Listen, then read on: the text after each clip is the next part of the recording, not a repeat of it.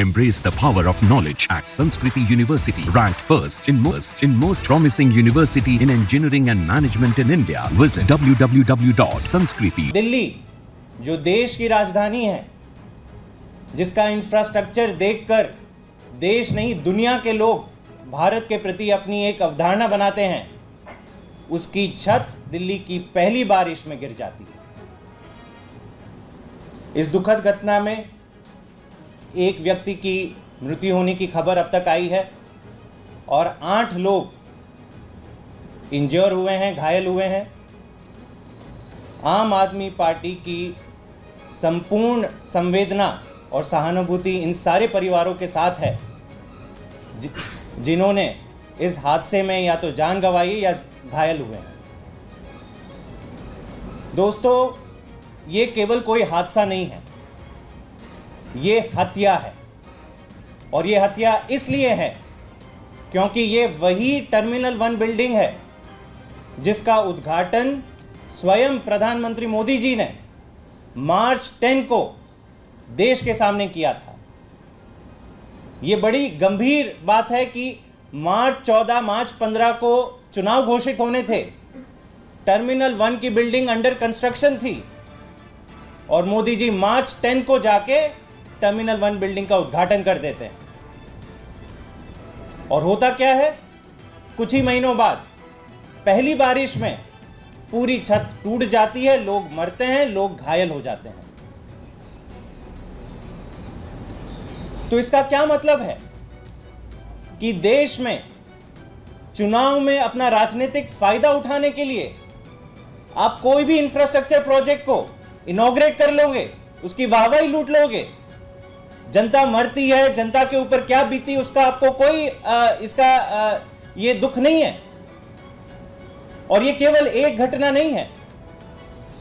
कल जबलपुर का domestic terminal, बड़ी हैरानी की बात है, 2 दिन के अंदर ऐसी 2 घटनाएं बाहर आती है कि 2 नए कंस्ट्रक्टेड टर्मिनल्स, एयरपोर्ट टर्मिनल्स की छत टूट जाती है।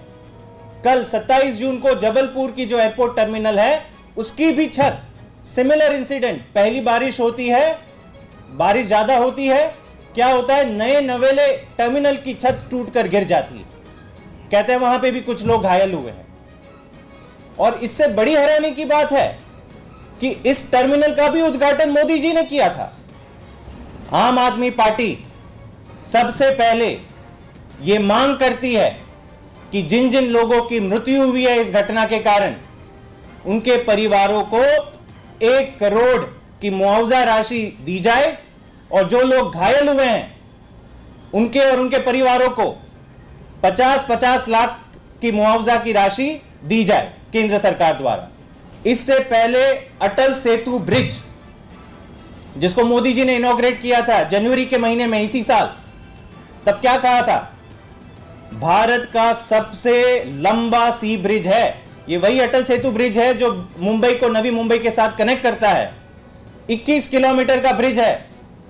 17,800 करोड़ रुपए की लागत से यह ब्रिज बना है।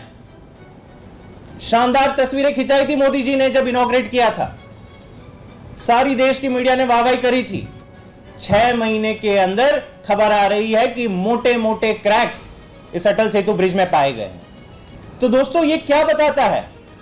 ये बताता है कि जो मोदी जी ने, जो भाजपा की केंद्र सरकार ने मुहिम चला रखी है देश में, इलेक्टोरल बॉन्ड की मुहिम, कि चंदा दो और धंधा लो, ये कारण है कि बड़े बड़े घोटाले हो रहे हैं। ऐरे गहरे लोगों को आप बड़े बड़े इंफ्रास्ट्रक्चर प्रोजेक्ट्स दे रहे हो, कोई उसकी मॉनिटरिंग नहीं हो रही, कोई मेंटेनेंस नहीं हो रही। चंदा ले लिया भाजपा ने इलेक्टोरल बॉन्ड के थ्रू, धंधा दे दिया और फिर फीता काट दिया और आगे बढ़ गए।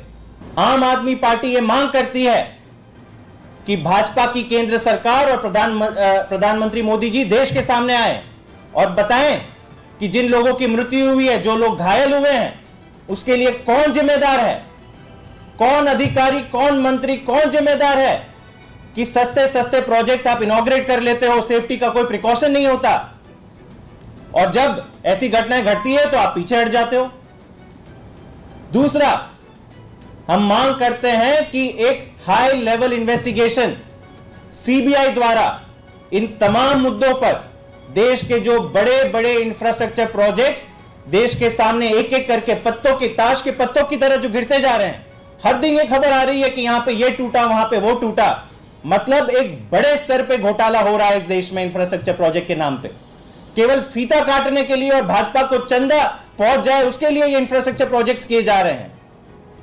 लोगों के सुख के लिए, लोगों की सुविधा के लिए कोई काम नहीं किया जा रहा। तो सीबीआई द्वारा एक निष्पक्ष इन्वेस्टिगेशन हो, यह भी आम आदमी पार्टी मांग करती है।